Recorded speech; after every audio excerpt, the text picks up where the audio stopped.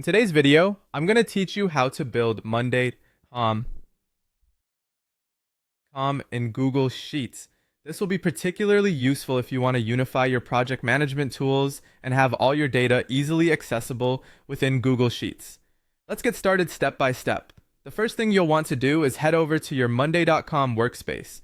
Open up your preferred web browser and log into your Monday.com account, navigating to the workspace that you use for your project management tasks.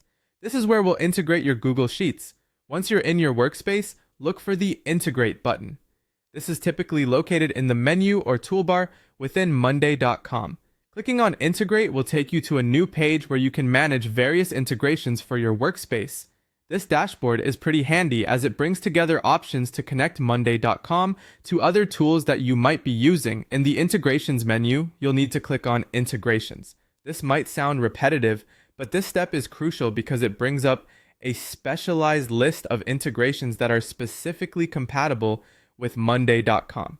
It's kind of like a control center where you can see all available integrations that can streamline your workflow. Now use the search bar to look for Google Sheets. This is a nifty feature as it allows you to quickly navigate through numerous integration options to find exactly what you need.